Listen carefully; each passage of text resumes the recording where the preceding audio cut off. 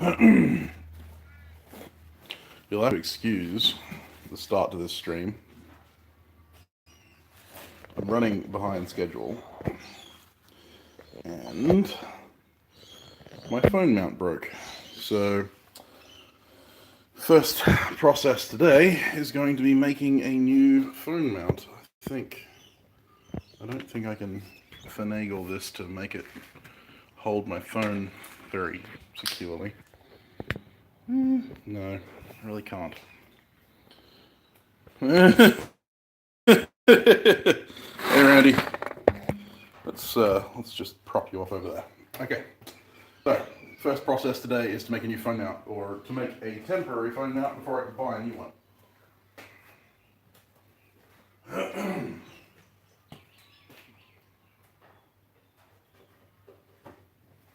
Wish I had some angle that was the right size, because that would make my life a lot easier, but you know, since when has life ever been easy?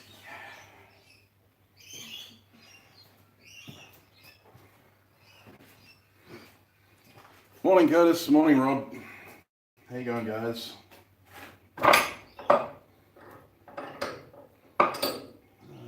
That'd work. Yeah, that'd work.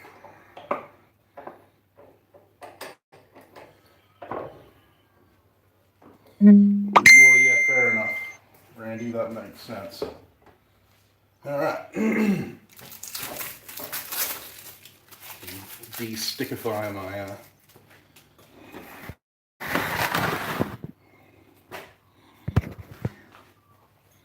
Yeah, unfortunately you're not going to get a good view of what I'm doing right now because the camera isn't mounted to a tripod. It's just resting up against my box of earplugs, funnily enough.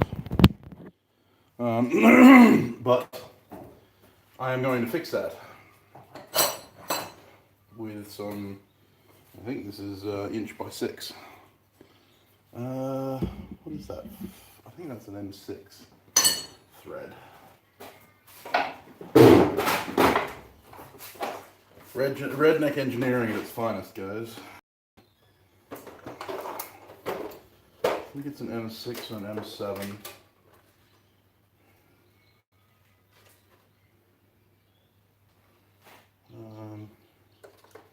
Let's trial the M7.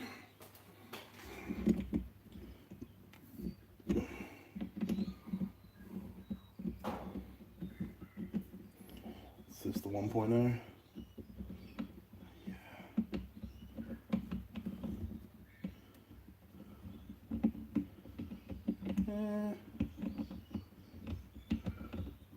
It's a little oversized.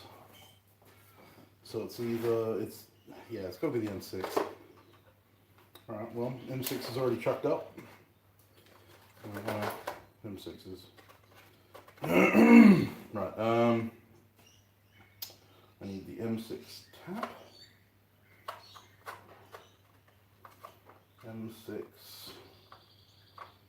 I want the M6 1.0 if I can get it. This is actually more like a 2.0. Hey Billy.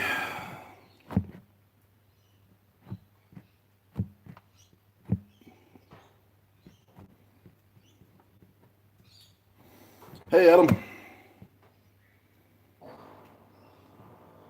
I just got your message, buddy. Sorry, mate. Yeah, we've had a few technical difficulties in that my tripod fell over the other day, and it had the camera matched, and when the tripod fell over, it hit the camera mount and shattered the camera mount stanchion. So this camera mount is officially dead. So I've got to make a new one. So M6 requires 5.5 hole. A Claymore question. All right, I'll be back in a second. I'm just gonna I'm just gonna drill a hole. Yeah, fire away, Rob. I'll try and get it when I get back. And hey, Ned, how you going? Woody, right? I think I remember that. I think I clean that camera lens. That's a 1.5. 1.5 is not 5.5, Sam.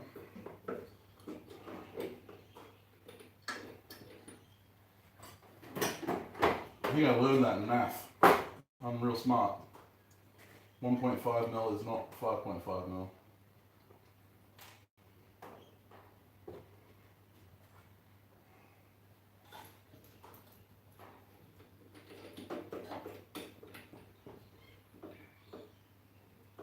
That was like, in my calculus classes. Differentiation between numerators.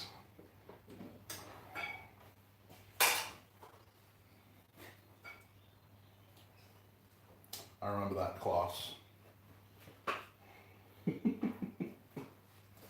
I literally had the bar in my hand. Why do I put things down? There we go. That's why I put things down, so that I can find them again.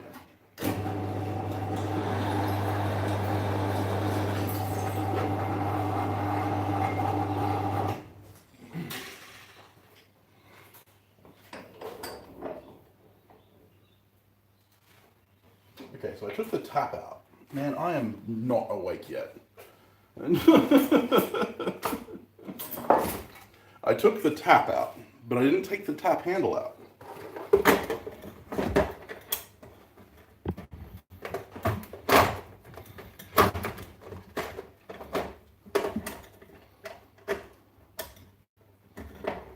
Hey, Yanez. Hope everything's good over there with Dorian, man.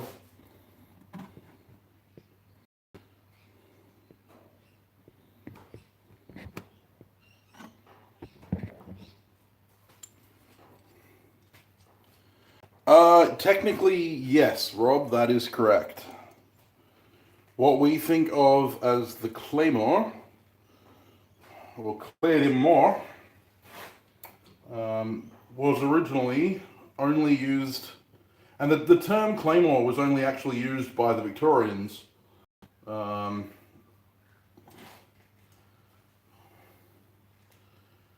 was never really used by the Scots in practice, so yes, when you say Claymore, normally you're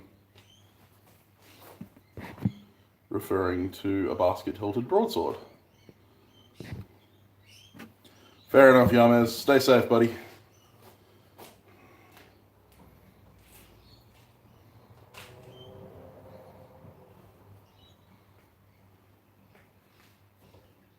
I think I might have gone with the 5mm actually, but I don't think the 5mm would have.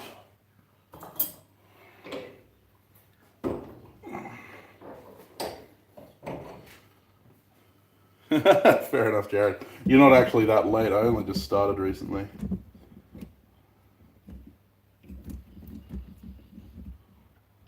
Yeah, okay, that's not gonna fly. Okay, well, what we can do.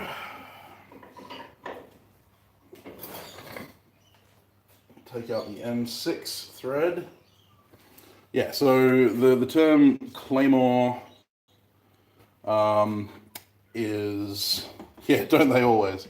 The term Claymore is actually a Victorian English, so 1800s English phrase that refers to the basket-hilted broadsword of the Scottish Highlander regiments.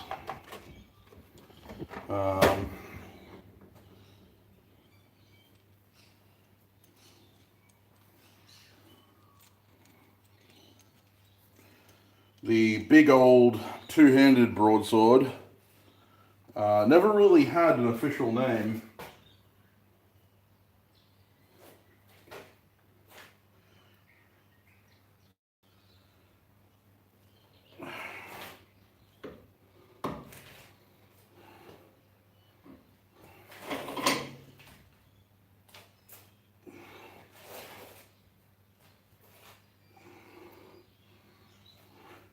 Of course, that being said, I'm a great fan of studying how the English language has developed over the years, and anyone who's honest enough will say that once something has been put into general use and is generally understood to represent something, it can be used in that kind of phraseology. So while technically, historically, it's historically inaccurate to say claymore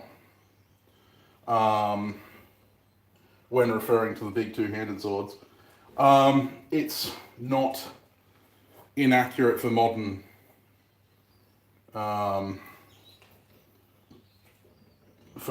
phraseology, because we commonly now refer to the big two-handed broadsword as being a claymore, so therefore it's a claymore.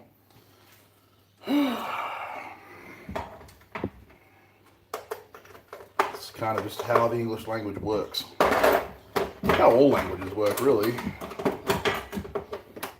You just keep saying something until it puts in...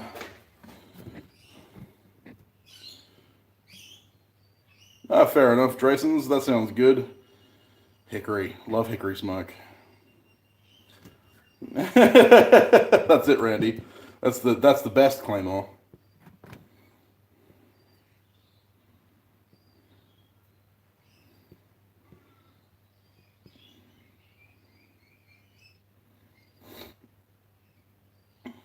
Oh, fair enough, Jared. Yeah, that sucks. I have to do the same thing if I ever need Imperial.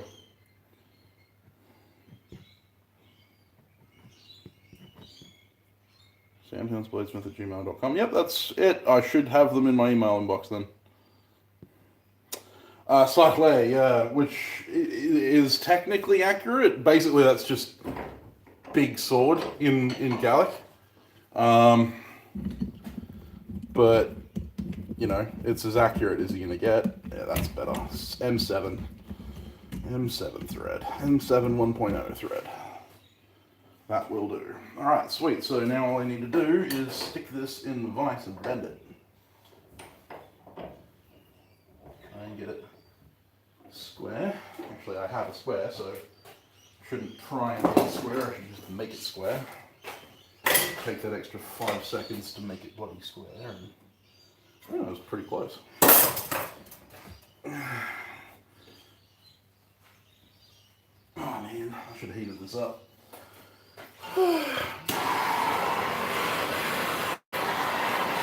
I apologize that you can't see what I'm doing. That's mainly because I can't put the phone in a position to see it. But all I need you to do is use your imagination to see me using a blowtorch to heat up a piece of metal.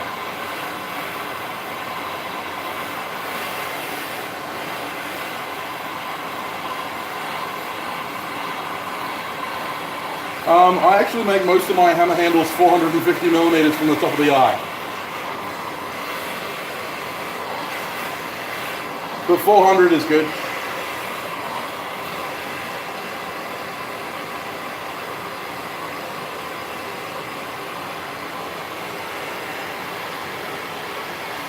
Did someone say they needed handle scales? Want some exotic hardwood that you can't get at the store. Well, plenty of exotic wood dealers in America. Jant's Knife Supply makes some really nice handle scales in all kinds of exotic hardwoods.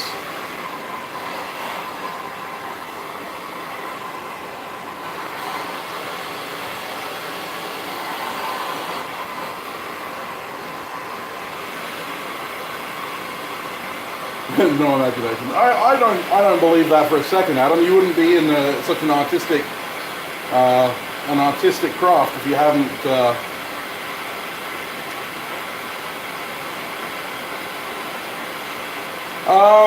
Well, I mean, Cookout ironwood is exotic to the Europeans.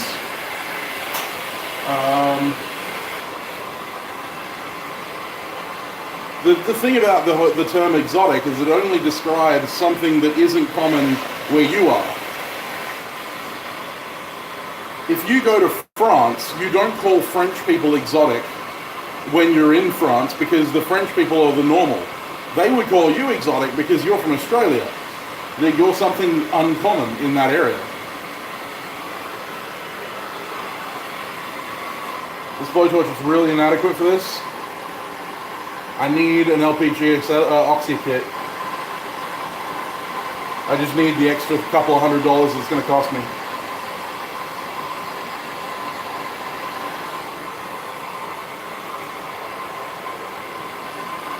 I've pumped a little bit of heat into it. Hopefully that'll help, at least. Where's my hammer? I'm a blacksmith that can't find hammers, ever.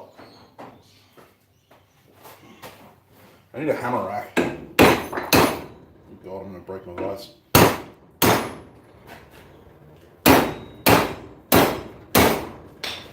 Now, before you ask why I didn't heat this up in the forge, I don't want to ruin the threads. Jesus. Like, I'm shaking everything off my bench right now.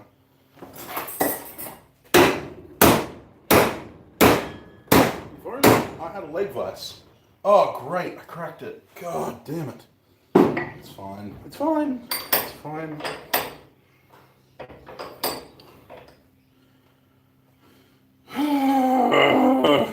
That was annoying. Anyway. Apparently I didn't heat it up far enough. Oh, it was under my bloody...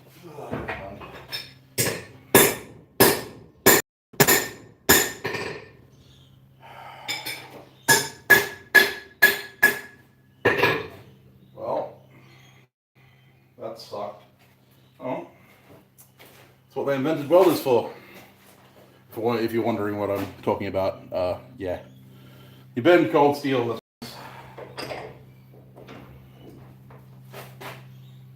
Very fine grain structure. Wonder if this isn't high carbon steel, and I mistook it for mild.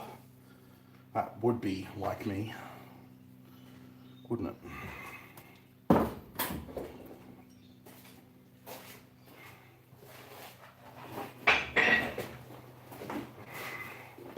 A bladesmith with high carbon steel in his workshop? What nonsense is this?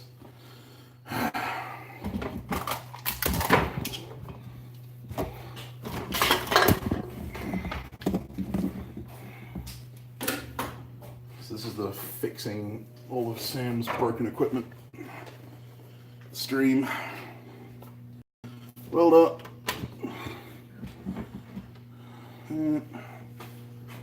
Unplug that. Plug that in. Well, if it is high carbon steel, I'm using the right sticks, and I've preheated it, so at least I'm doing a couple things right.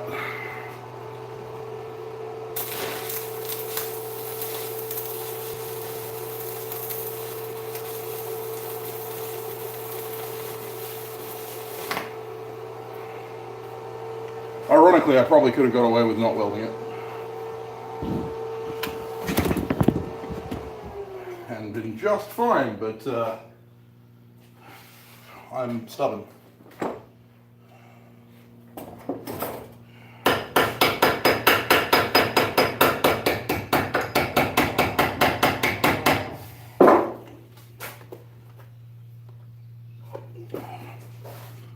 Turn the welder off.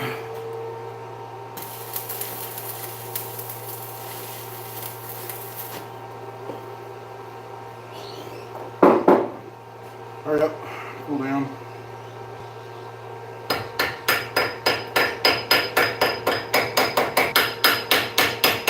There you go. Right. Problem solved. Wonder if, do you have solver paints over in America? That's a reference to an ad that played in Australia quite a bit. Right, I think that will do for a bodge job. You shouldn't normally quench welds, but I'm not putting this under a lot of strain. So, don't yell at me. I'm just a boy. How high is my phone? How much weed has it been smoking? It's about 2 3/4 inches. So, from the base, no, from there, 1, 2, and a half. Yeah, that works. Someone heated my vice up. How very rude.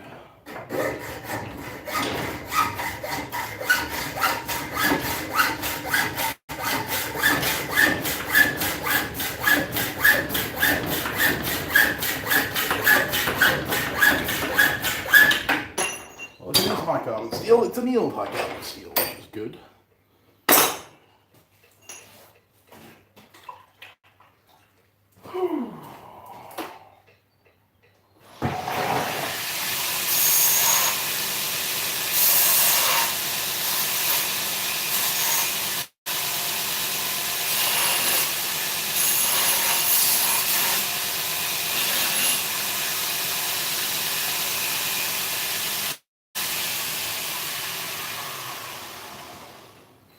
Ta-da! The ultimate bodge job in phone clamps. A piece of angle iron. But at least this ain't gonna break if I drop it. You get a rare look into how bloody poor I am.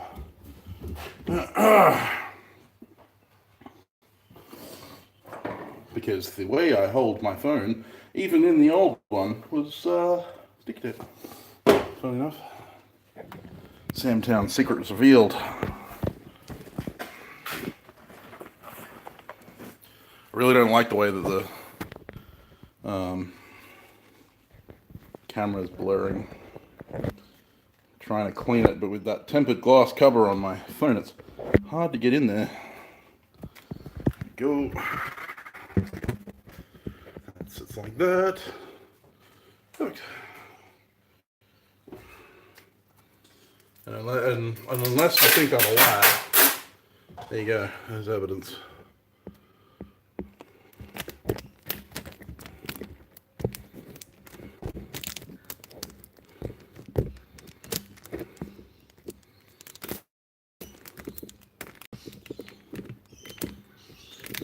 That being said, I'll probably purchase a proper phone clamp in the near future.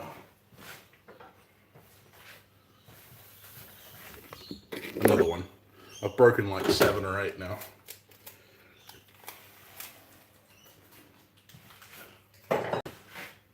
I'm rough on plastic stuff.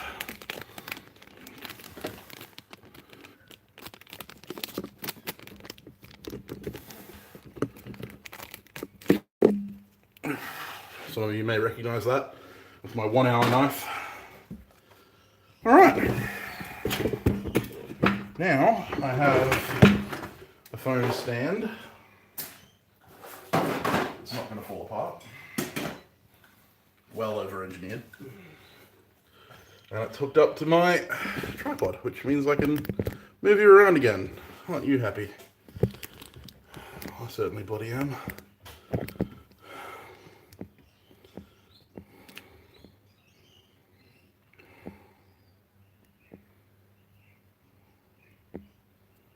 Yeah, they do aisle 12, that's true, but you'd like some Australian hardwood. Well, if you want some Australian hardwood, I can send you some. Just get in touch with me on my email, samtownsbladesmith@gmail.com, and we'll organize it. Oh, Adam, yeah, Tassie Huon Pine's beautiful. And yeah, welcome, Adam the Butcher. I'll see you later, Jason. See you, JT.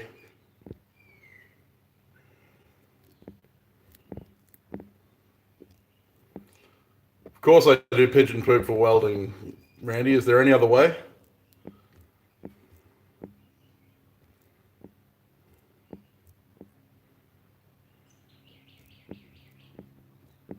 All right, see you, Curtis. Hey, Paul. Yeah, it was only the ring of death was only because I had to move the phone. Well, send me an email.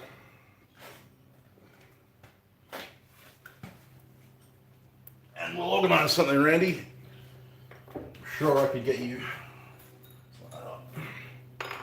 Sure, I can get you some Australian hardwood. Plenty of that around. All right. Well, problem number one solved. We have averted the crisis.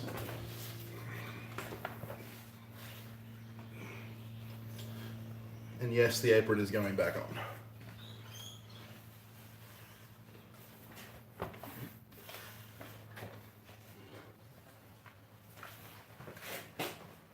I wish there was just a breath of breeze. It's not that hot today, but it's humid. It's really humid. It's in the mid 70s Fahrenheit for those of you in America. But it's, like 60, 70% humidity.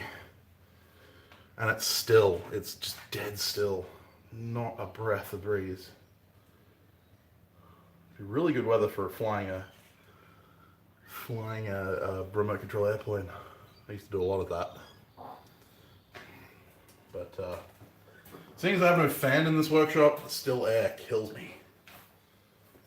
So I'm going to ninja up. It's too brittle. African mahogany. Well, I won't say no.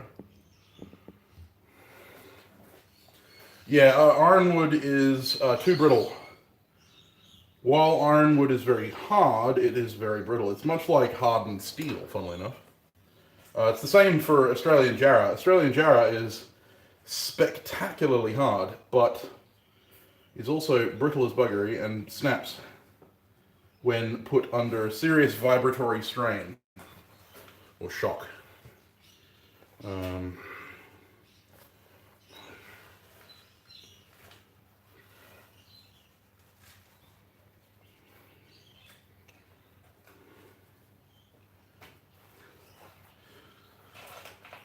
Gonna reboot.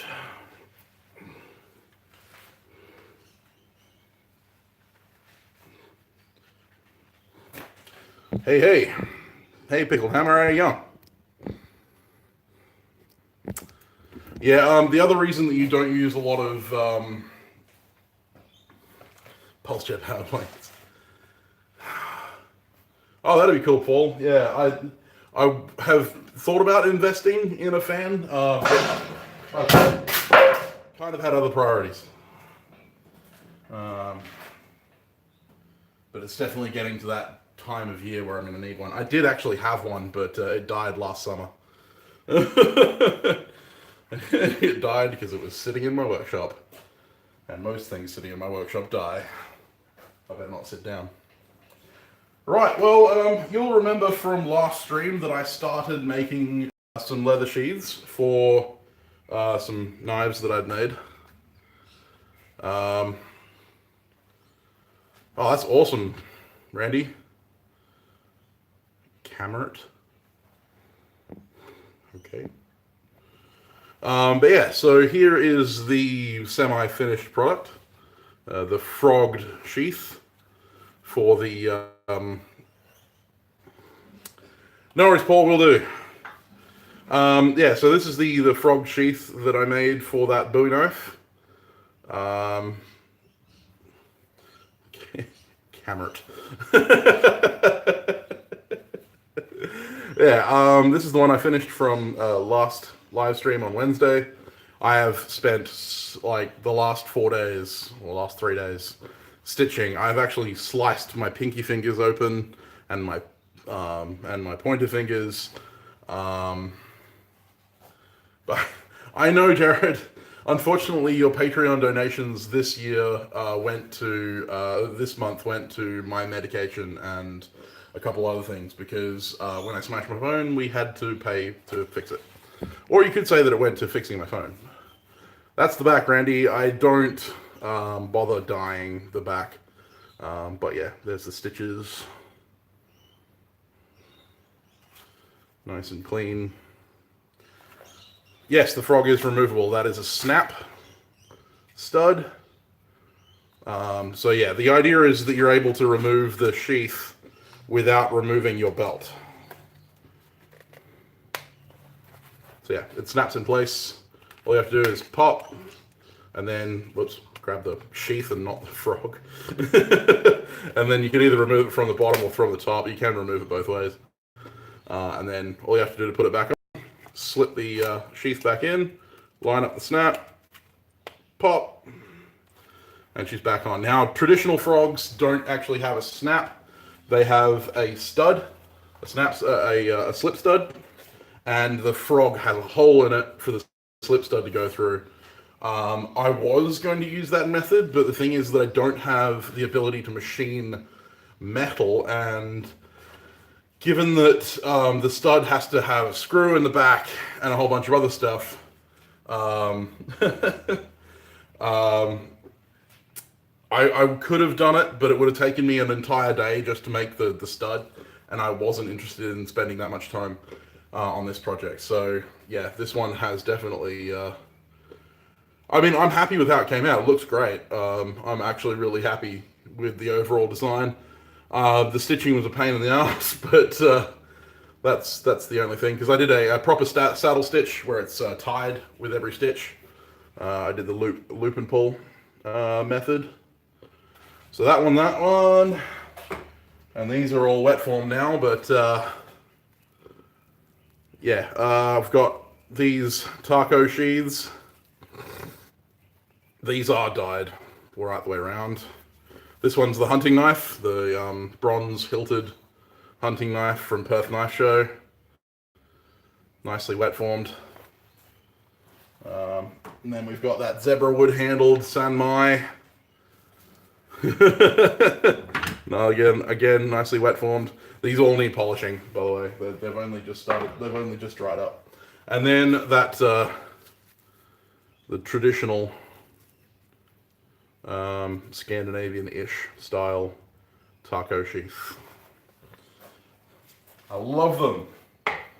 Say whatever you want about them, Randy. I love them. So riveting can work, but the problem is that with leather, you don't have any kind of material that's going to withstand the riveting process. So as you mushroom the metal, it just pushes the leather out. So unless you're using like a leather rivet style rivet, which is basically a prong that goes into a hole in the other rivet head and you fold that prong over inside the rivet cap, it doesn't really work. So the other thing is you want a wide base for that thing, and you want to be able to remove the stud, because the studs are, normally high carbon steel, or in this case it was going to be mild steel to match the fittings on the knife. And if it rusts, you want to be able to remove that and put a new one on. So yeah, I didn't want to make it permanently affixed. I will make some in the future. I've got access to a lathe that's just 45 minutes drive from where I am. So one day I will go up there and at least machine a whole bunch of base screws for frog studs. But those are the sheaths that I finished. That's 3 days worth of work. That's cool, Randy. Yeah, I'd be willing to make that trade. That's cool. It's going to cost me a lot more to ship to you than it's going to cost you to ship to me. These studs don't take up that much space. They also don't weigh that much, which is a high advantage for that kind of thing. Right, well, I don't know what I'm doing now, because I kind of got sidetracked by the idea of fixing my camera mount so that you guys could actually see me. Well, I have quite a few. These still need to dry up, I think. Dry up without the knives in them. Slightly moisture, that's good.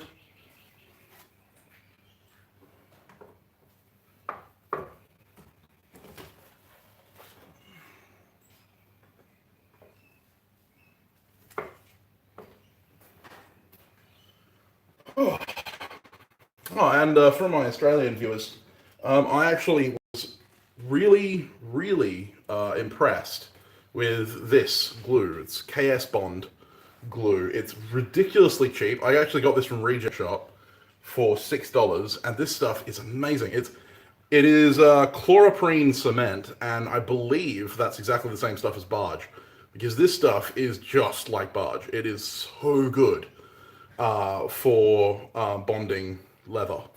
It's fantastic. Fair enough, Randy.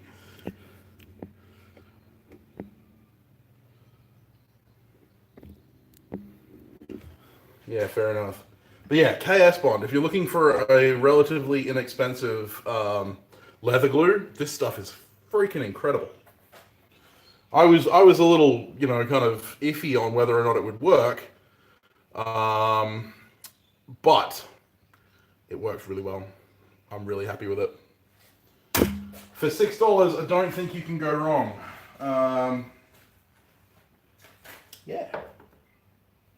I really don't like that dye. Gotta buy some more dye. Hey Bob, how you going? Right, well, me standing around here mumbling to myself is not content. Well, it's content, but it's not good content. Then again, when have I ever made good content? Oh god. Where did I put my... there it is. My standing sanding jig. I have a whole bunch of blades to hand sand, so let's do some hand sanding shenanigans. There'll be plenty of these kinds of streams going on in the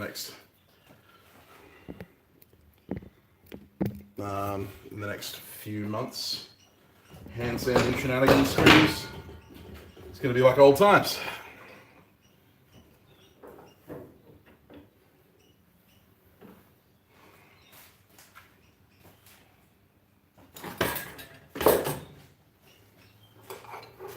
Gonna have to reorganize my bench.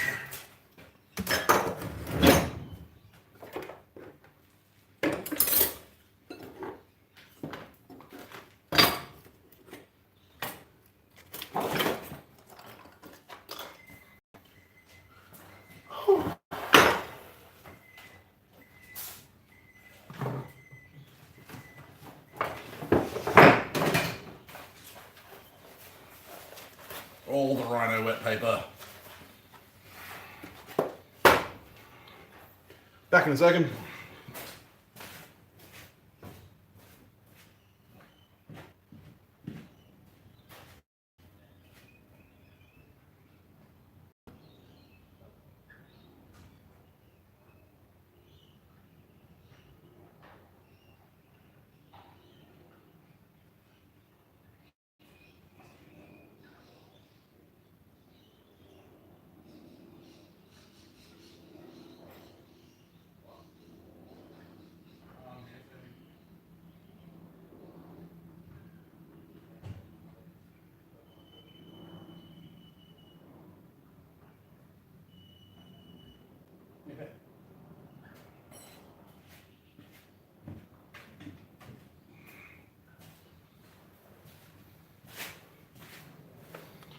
All right, and I'm back. Hey, Gary. Not 90 minutes yet. Like, no, that's true. So, for those of you who were present during my old live streams back in February, or back in January, I should say, you'll probably recognize these blades. These three blades. Because they were part of the original set that I was going to be making for Perth Knife Show. But I ran out of time, so it is a pretty busy weekend there, Darren.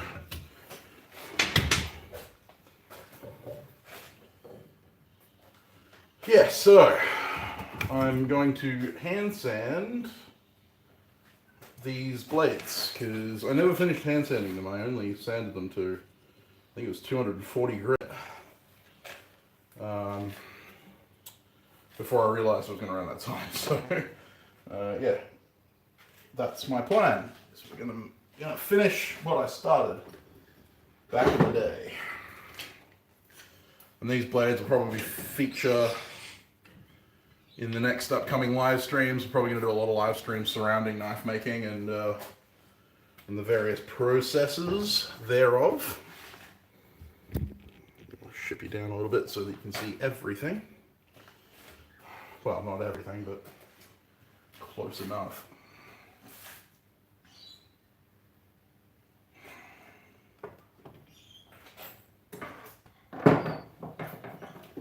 The question is, where did I put my sanding bar?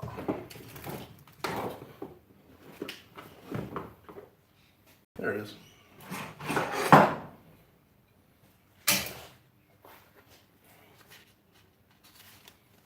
Okay, what do we got here? That's 800. Need more 180, Jesus. I went through a lot of 180. 400. You don't go through the high grits as much as you go through the low grits. You tend to kill the low grits real fast. Especially because I use this stuff for sanding handles and stuff as well. That's where the low grits really get used up. And that's where all of that 180 went. Well, part of it went to all of the sanding that I did for the knife show. Ah, fair enough, Randy. That's cool.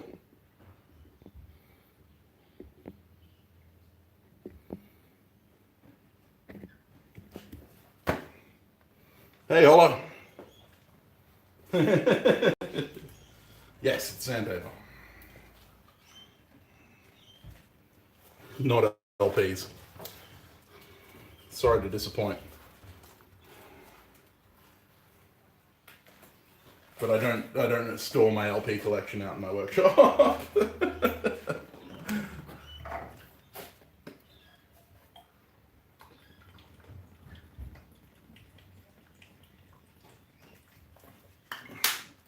Countdown to Perth. Look forward to meeting you finally. Where'd I put it? Oh, there it is. Very close to out, so.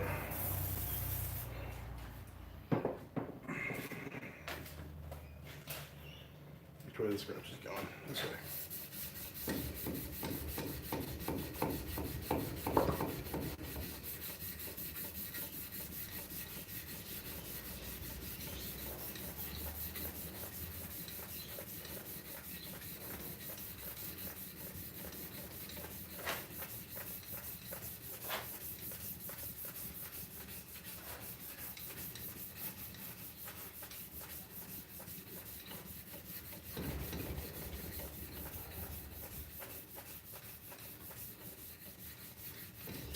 Yeah, for those of you who don't know,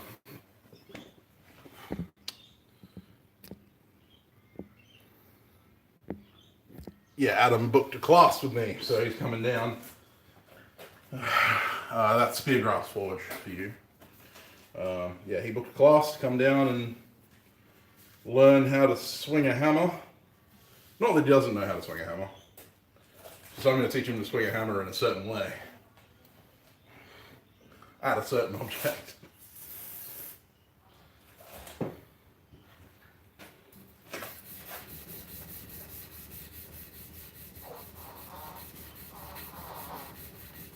He will have traveled the furthest distance to come for a class with me as of yet.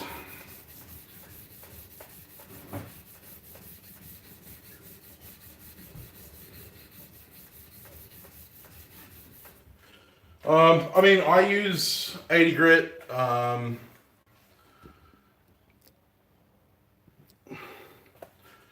Pretty much all of my grinding, however, is done on 50 grit. I buy Norton Blaze 50s. And 100s. Normally I buy 120s, but I got a lot of 100s for a decent price, so Can't complain. But yeah, Norton 50s do pretty much all of the work in my workshop as far as rough grinding goes, removing material. And then I use the 120s to step down to a 240 grit belt. And then from 240 I go Trizact Gator Grit A45, which is a 400 grit equivalent. So, yeah. That is my belt process, and then after 400 I go to that.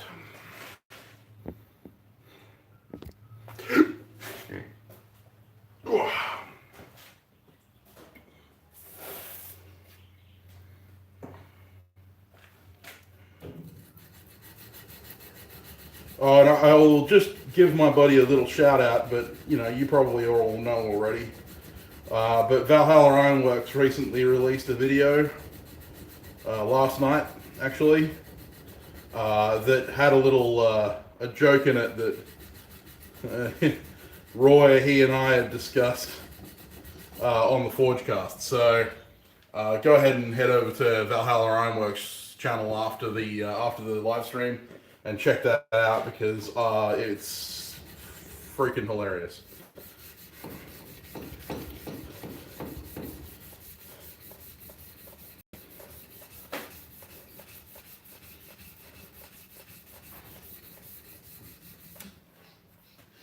Didn't take much, which it shouldn't have, because it was already hand sanded to 240. Is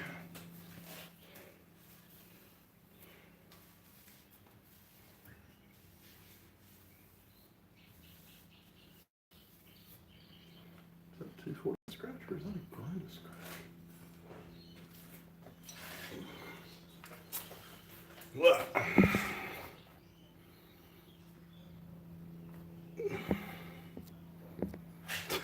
Yeah, it was, Ola. I strip off sheets, and I use Rhino Wet Indasa paper. So it's this stuff. Rhino Wet, red line. This stuff is incredible. Every professional knife maker I know uses Rhino Wet these days, because it cuts super clean for a long time. I know for a fact that Bruce Barnett, who's the local journeyman smith, lives down in Bridgetown, he uses Rhino Wet to do all of his rough hand sanding, and then he uses Norton Black Ice for his finished sanding. But if you are spending a lot of time hand sanding metal, like I do, then you'll want to invest in some Rhino Wet, because it makes life so much easier. I've used emery cloth, I've used silicon carbide, I've used all of the, you know, off-the-shelf kind of stuff you get from a Lowe's or Home Depot or Bunnings or whatever you want to call it, but Rhino Wet just blows them out of the water, and they're not that much more expensive. Hey, the man of the match.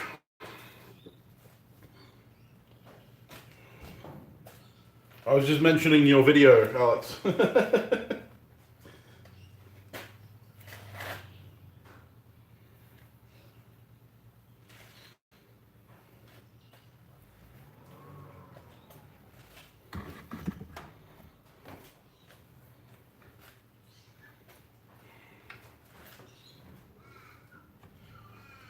People have asked me why I don't use stuff like water to hand sand with very often. And one of the main reasons for it is because sometimes I'll hand sand something and then I'll forget about it for a week, 2 weeks, 3 weeks, a month, a year. And if I hand sand with water and I don't oil it after I hand sand, there is a very good chance that it's going to rust away to nothing, or it's going to rust through that nice hand sanded finish that I just did, and I will have to go back to, you know, the lower grits to get it back. So I hand sand using RP7 or WD-40 or whatever you want to use, a low viscosity lubricating oil, because if I forget to hand sand, if I forget to protect everything after I hand sand it, it doesn't rust on me, or it doesn't rust as much. This has been sitting on a shelf for, well, since January, so what is it now? 6 months. Hey cat.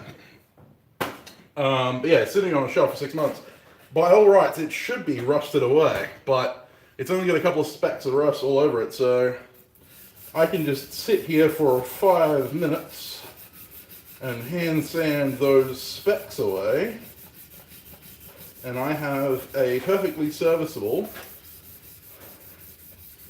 blade that I didn't have to spend 3 hours hand sanding on. And I didn't put protective oil on these before I put them on the shelf, because you remember I was intending to finish working on these after the show, but they got put on the back burner with other projects that came up. So yeah, these haven't been touched in over 6 months, and they're still perfectly usable in their current state. They just require a little bit of touch-up sanding, which is great, because it means that I don't have to spend multiple hours at the hand sanding station taking out giant rust pits.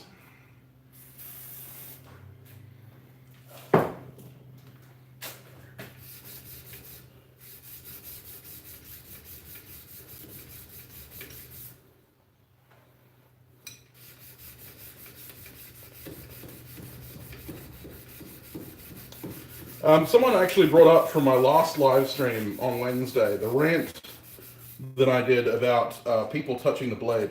They brought up the idea that people touch the sides of the blade to gauge the smoothness of the blade. I think it was Stefan or Meh that pointed it out, one of my German viewers.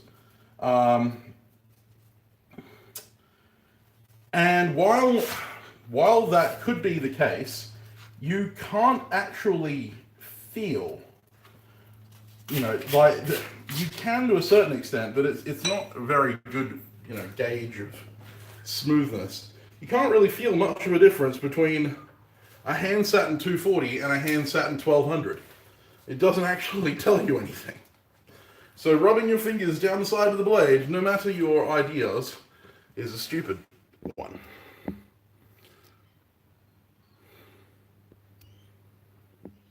Ah, fair enough, Alex. Have a good one, mate. Oh, that sucks, Alex.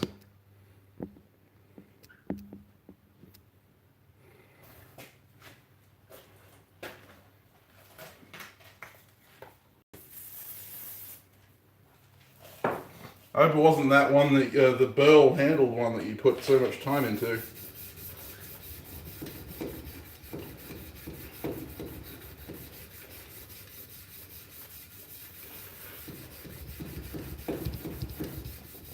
Knock on wood, I've never had that happen, thankfully.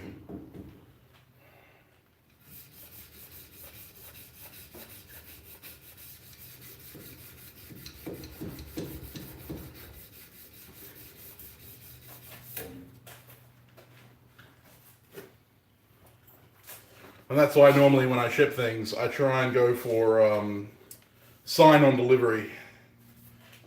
So that if the person who's supposed to have it isn't home, they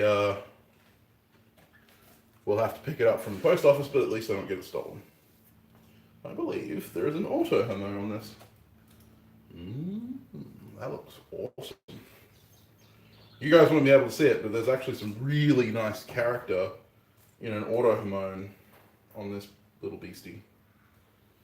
So I might have to throw an etch on it to reveal the pattern.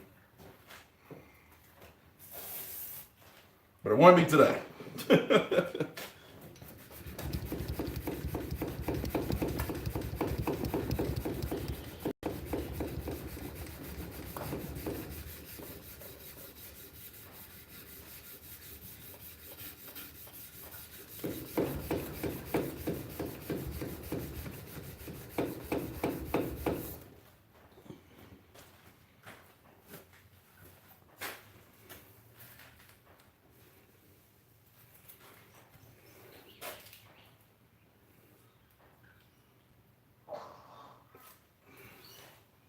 Motorbike frogs.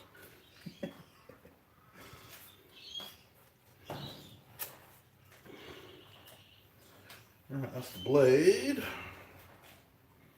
Now the ricasso.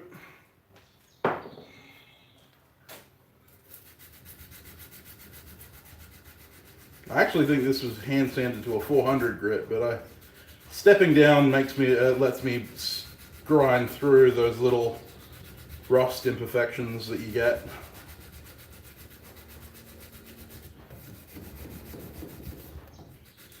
And it's not a huge step down, it's only, one grit step down. And as you can see, it takes very little time.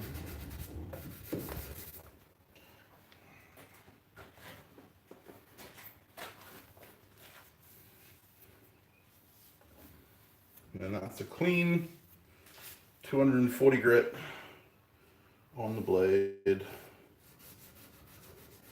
Just clean up the clip.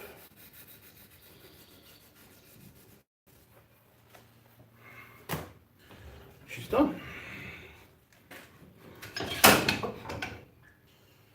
So what was a rusted hunk is now cleanly 240 grit satined. And I'll put a 400 grit satin on it. Kind of interested in that auto hormone. Interested I can build it, bring that out. That'll mean that I need to go to a much higher grit than I was originally intending. But I will try.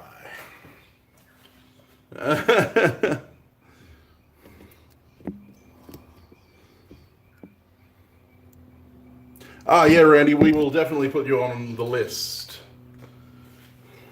Sparring, that's cool.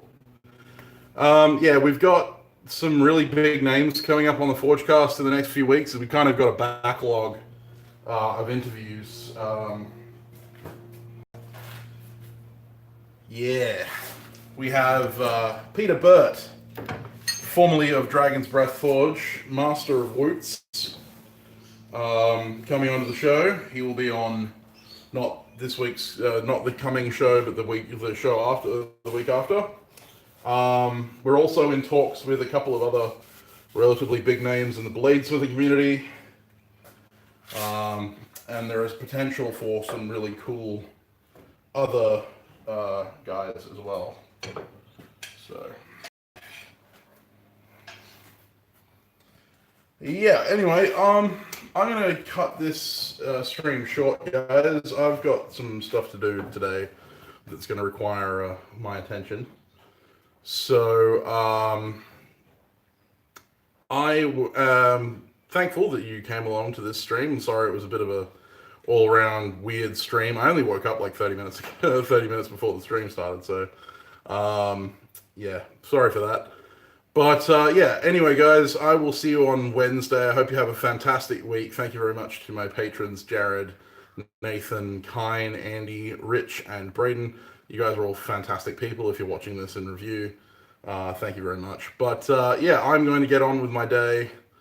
It's bloody warm here, and there is still no breeze. It is still sickeningly still. So yeah, I will check out those emails, Billy, and yeah, if you do have any questions or anything like that, you can email me at samtownsbladesmith@gmail.com, or you can find me on Facebook or Instagram and send me a message there.